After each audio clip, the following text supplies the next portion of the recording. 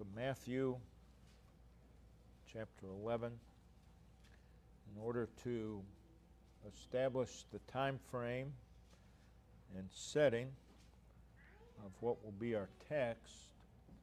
The 11th chapter opens, verse 1, Jesus had made an end of commanding, that is, commending or commissioning his 12 disciples. He commissioned them to go into the cities. Vicinity is Capernaum. Following this, we see that he departed thence to teach and preach in their cities. That is, the cities in which the apostles were sent and preached. Jesus followed and did the same. In verses 2 through 6, we are told of an event in the life of John the Baptist. He's in prison.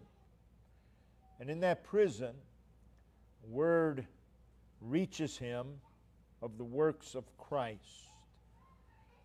In particular, it would have been the healing of the centurion's servant and the raising of the widow's son. Those would be the two healing miracles that had just taken place. In verses 7 through 14, Christ commends John the Baptist and his ministry. And in verse 15, he calls upon them to pay very close attention to what he had said and to what he was about to say. And then he proceeded in verses 16 through 19, he spoke of the character of that generation. And we see he begins there in verse 16, wherein shall I liken this generation? And then in verses 20 through 24, he rebukes them for their impenitence, stresses the seriousness of their spiritual condition. And then verse 25 and 26, Jesus is heard praying. In that prayer, he speaks of the sovereignty of God. He then turns and speaks to the crowd. Verse 27, all things are delivered unto me of my Father, and no man knoweth the Son but the Father, neither knoweth any man the Father save the Son, the Father, and to whomsoever the Son will reveal him. Come unto me, all ye that labor and are heavy laden, and I will give you rest. Take my yoke upon you, and learn of me, for I am meek and lowly in heart, and ye shall find rest unto your souls. For my yoke is easy, and my burden is light. In verse 27, which sets the foundation of verses 28 through 30, he speaks of his own deity, and that he is the channel of God's grace.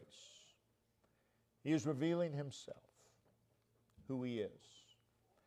Verses 28 through 30, he's speaking to this multitude, and he reveals the way of release from their terrible spiritual condition. So what we read here are the words of Christ. We need to hear them as such. They are words of invitation. They are words of promise. Considering the background and the spiritual condition of the people, they are words of grace. They are words of mercy. They are words of love. And therefore, they are words of consolation, encouragement, and hope. But they're also words of exhortation. And as you read these words and you think about them, there's a remarkableness about them, considering who he is speaking to. These words are of urgent necessity. They are very useful words. They are beneficial words. They are the words of Christ. Therefore, they are absolute. They are definite. They are certain. As you read verses 28 through 30, they are words of solution. They are words of cure. And Jesus is the solution. He is the cure. Notice the problem. He says, ye that are heavy laden, ye that labor and are heavy laden. That's the problem. The problem is presented. The need is rest. I will give you rest. So the problem, their labor, they're heavy laden from their labor, and the need is rest. And the solution and the cure is found in Christ. He says, come unto me, and I, the one you come to, I will give you what you need, rest. So in our text, Jesus presents himself as the answer. He is the answer. Our subject today is Christ's answer is himself. And that's true regardless of the question, regardless of the problem, regardless of the need. Now consider who Christ is speaking to. He's speaking to an innumerable group of people of varying backgrounds, different circumstances, and all through history. Innumerable people of various backgrounds and circumstances have found it to be just as Jesus said here in Matthew 11:28 through 30. So these are words for every individual. Doesn't matter the background of the people. It doesn't really matter the situation. These are words for every single person. What we read here has a tone of simplicity. It's very simple, but they are very profound words. Though very simple, they contain a mine of wealth for each one. And sadly, what we read here is so familiar to God's people that these words usually receive superficial treatment at best. But there are very, very deep spiritual wells in these verses. So let's begin by looking at the problem and the need that Jesus addresses, because it is a very common problem and need. The problem is introduced by the words, all ye that. All ye that. And as I read that earlier this week, I got stuck on those three words. All ye that. What follows the word that is the problem or the condition. and that is labor and are heavy laden. And there's two things being addressed in those words. There's the activity. They labor. And then there's a condition. They are heavy laden. They are heavy laden. The need, as we've already said, is rest. And that's mentioned again in verse 29, that word rest. So we see it twice. The word rest conveys the idea of release, being set free. It is a state of inward strength, a state of inward comfort. It is a state of security and contentment. It is a knowledge, it is a confidence, it is an assurance that all is well. That all is well. It is a state of stillness before God, an inward calm, rest. And this is what the people needed. It's just the opposite of what we read of Martha. In Luke 10, verse 40, we read that she was cumbered. And what that means is she was overloaded. She was obstructed. She was distracted. It's also the opposite of what Jesus said of her, Martha, Martha, thou art careful, that is, worried and troubled, agitated about many things. Martha needed rest. She was worried and agitated about many things. Many things. There's a message there, many things. So this rest that the Lord gives is the solution to the worry and the agitation. It's a state of wholeness. It's the opposite of spiritual disease. It's the opposite of spiritual sickness. It is the enjoyment of a state of harmony with God. It is the joy, it's the thrill, it's the pleasure. It's the delight of the Lord.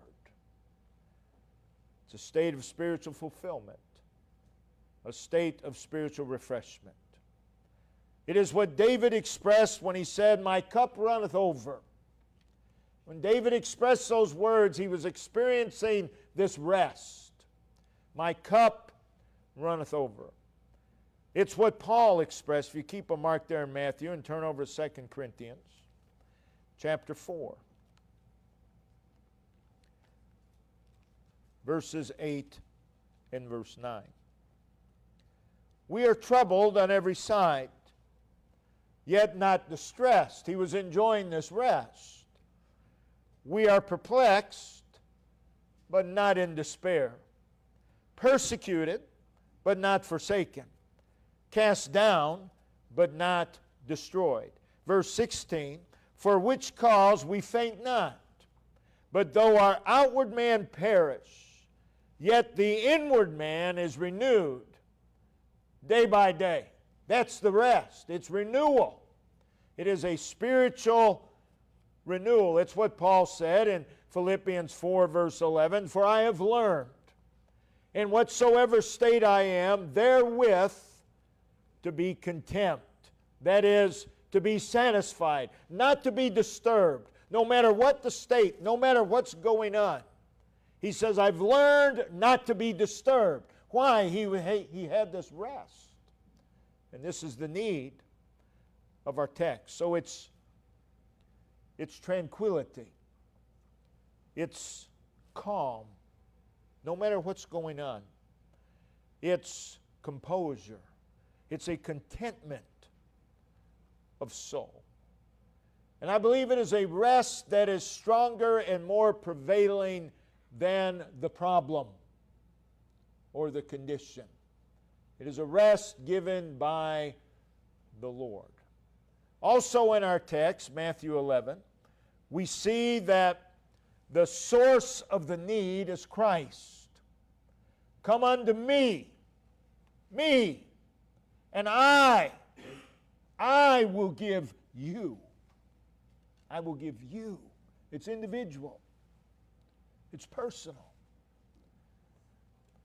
Now, these verses are usually preached and applied to the unsaved, and properly so. Unsaved sinners need to come unto Christ. Why? Because He's the one and only Savior of sinners. In Christ alone is release, rest from the guilt of sin, from the filthiness, from the vileness, from the corruption, from the enmity, from the bondage, the alienation, and the darkness, and the ignorance, and the bankruptcy, and the emptiness. He's the one and only solution from the habit, for the habit, and the misery, and the devastation, and the helplessness, and the restlessness, and the condemnation of sin. And He says, come unto me. Christ is the answer for every unsaved sinner, regardless of their background, regardless of their genealogy, regardless of their circumstances, regardless of their upbringing. Jesus Christ is the only answer to their condition. And in our salvation experience, we were laboring. We were heavy laden with the weight and the burden of sin. And we, by the work of God within, were made to feel the burdensome weight of sin. There was a soul weariness at the time. But God, by the power of God, we were drawn, and we came to Christ. And when we did, we were released from the draining, the crushing, the grueling weight and burden of sin. And we found it to be true. Come unto me, all ye that labor and are heavy laden, and I will give you rest. Every unsaved sinner needs to hear those words. Come unto me. Come unto me. But we as God's people need to hear those words as well. And we need to practice them every day. Because sadly, we often find ourselves in Galatians chapter 3, verse 13. God's people often find themselves here.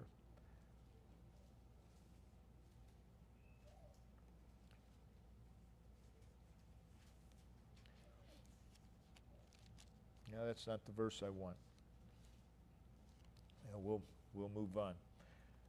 We forget our salvation experience. We forget.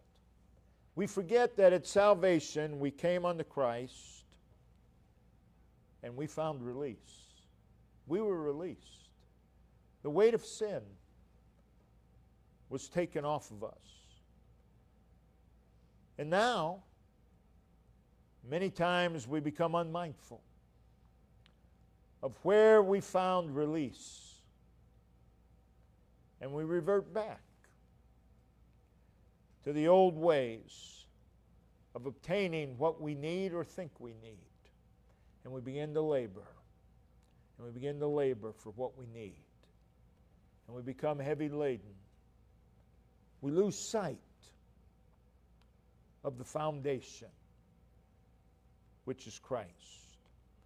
But whatever your spiritual condition, saved, unsaved, whatever it is, these words of Christ need to have a moving effect and impact upon us.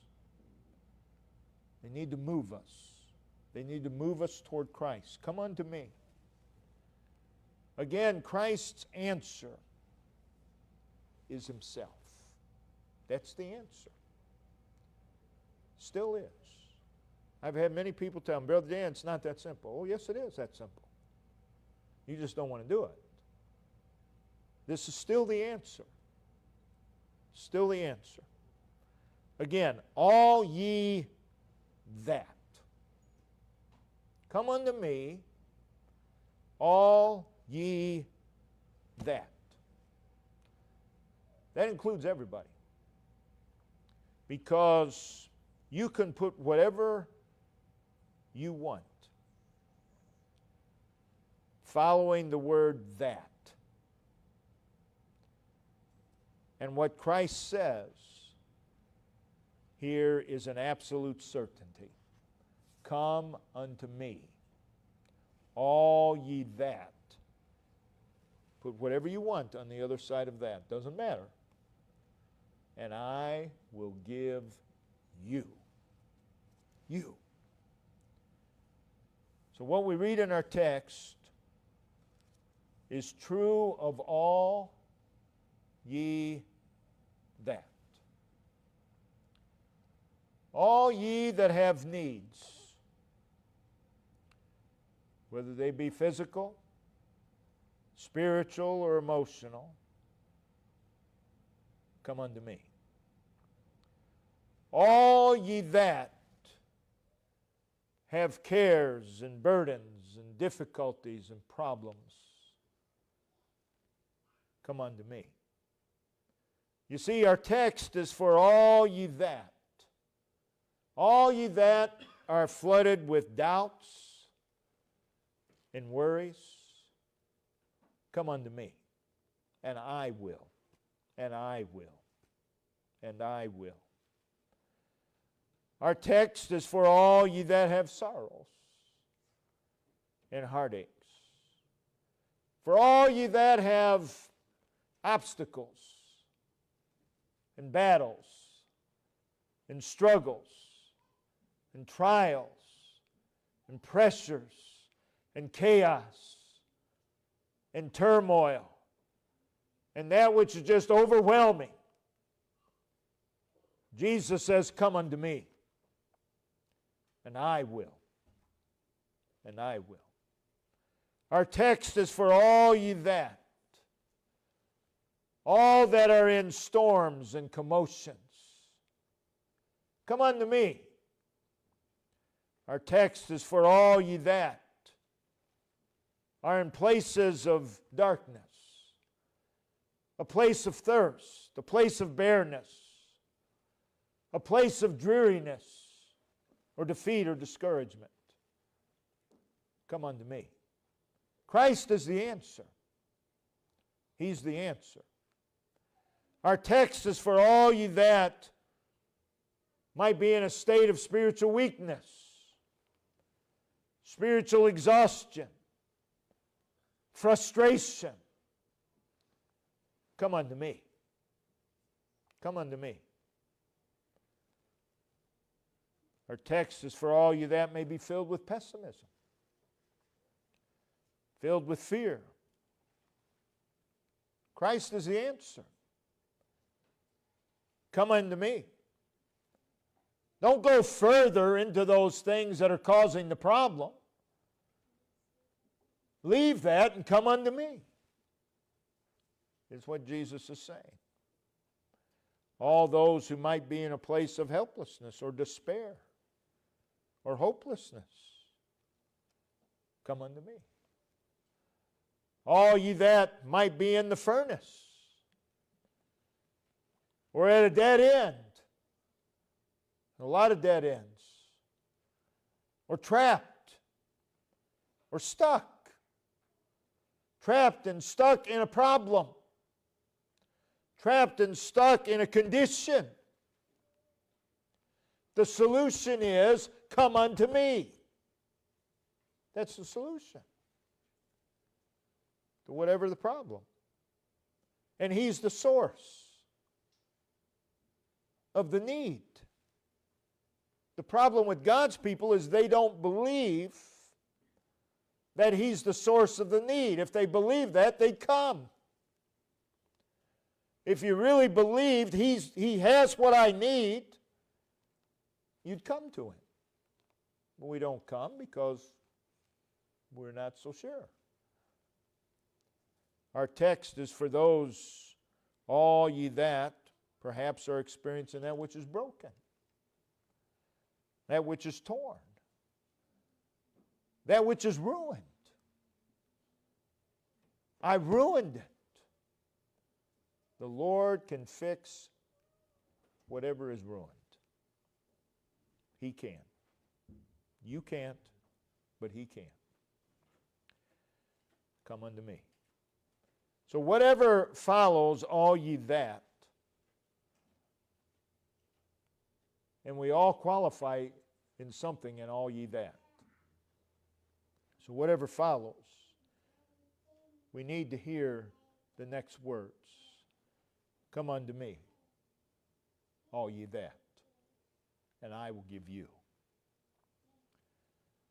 Whatever follows that, don't get mired in that. Don't get stuck there. Leave it. Come unto me. That's the answer. That answer offends many a people. It offends many of God's people. We need to hear those words. Come unto me. Whatever follows all ye that, right now, at this very moment, hear those words. Come unto me, all ye that, and I will give you. Whatever may follow, all ye that in the future. Hear those words. Come unto me, all ye that, and I will give you. We have experienced this in the past, and those words are true now, and they will be true tomorrow, and they will be true in the future. Come unto me, and I will give you. So we have the problem and the need. Now let's look at Christ, the source of our need. Again, in the opening of the chapter, John the Baptist,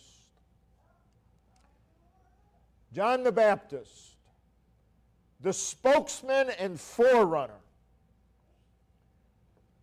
to the Messiah, to Jesus Christ, a godly man. He's in prison. He's in a damp, dirty, dark dungeon. A place that he would have not planned for. And he's in that dungeon. But while he's in that dungeon, we read in verse 2, now when John had heard in the prison, what did he hear? The works of Christ. That message penetrated the walls of that dungeon and came to John the Baptist. Verse 2 and 3, he sends two of his disciples to Christ. And he basically asked, these two disciples asked Christ, are you the one, or should we seek another? That tells us something about the condition of John the Baptist at this time. He's having doubts. He's having doubts.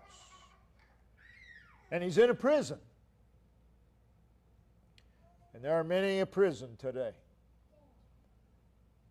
And many of God's people are in those prisons. And they've been there a long time. And the way they operate, they're never coming out. And they're filled with doubts. And Christ said to these disciples, in effect, verses 4 and 5, I am. And I am, and I have everything you need. And that message that Christ is the answer penetrated through those prison walls and reached into the depths of that dungeon and came to John. Oh, that that message would penetrate through prison walls today, that God's people find themselves in. Come unto me, all ye that, and I will give you. He's all. He's everything. And he says, come unto me. The very one whom you and I, the saved, found relief from the darkness. Remember that. Remember when you found relief from the darkness. Remember when you found relief from the enmity. Remember when you found relief from the alienation and the condemnation.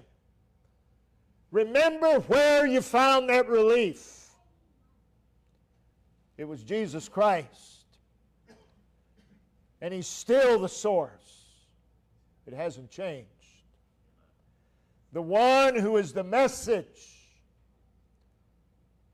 of the Bible that you hold in your hands says, come unto me. Me. Me. That's the answer. The one who is God Himself. The one who is infinite, eternal, omnipotent, all-knowing, higher and greater than all, says, come unto me. The shepherd of the sheep, in whom all fullness dwells, says, come unto me. The great miracle worker, the one who did what no one else could do, still can. Still can. Still does. Come unto me.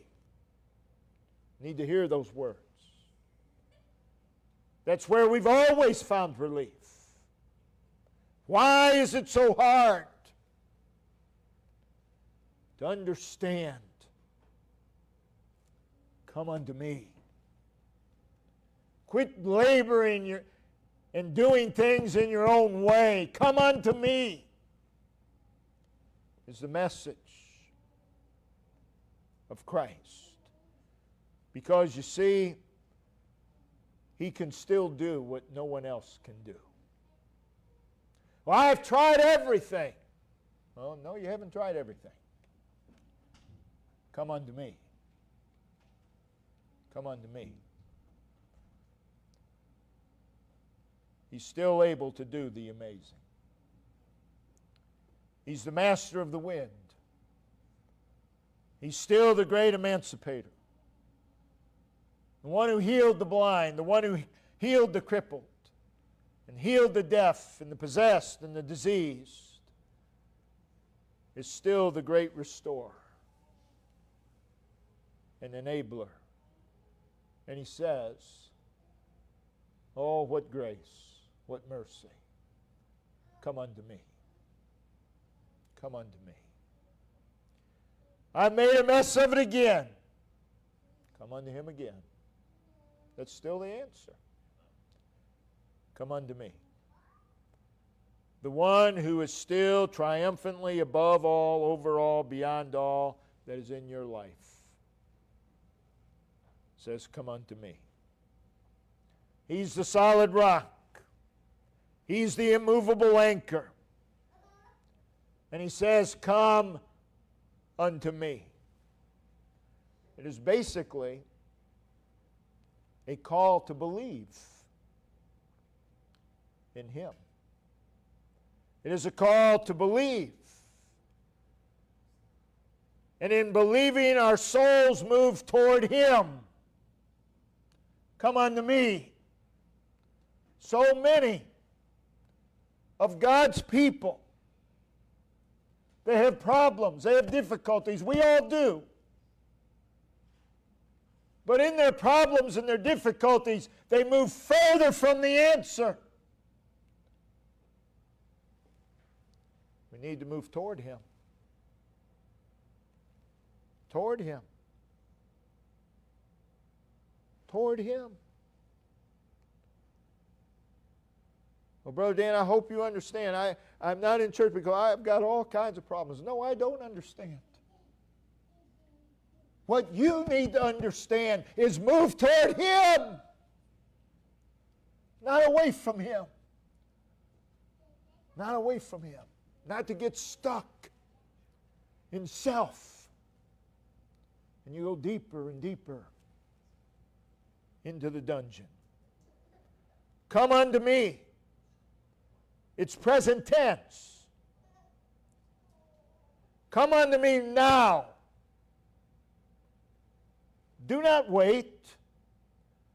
Do not hesitate. Do not linger. Come now. At once. Immediately. Without delay.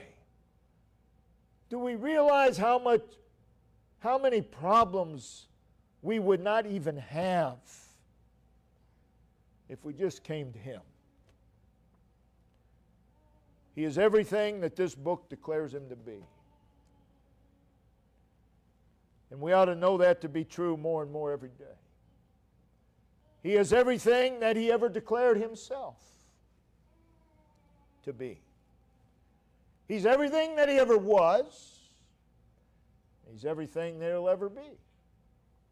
He's Jesus Christ, the same yesterday, today, and forever. And we need to hear Him say, come unto me, all ye that, and I will give you.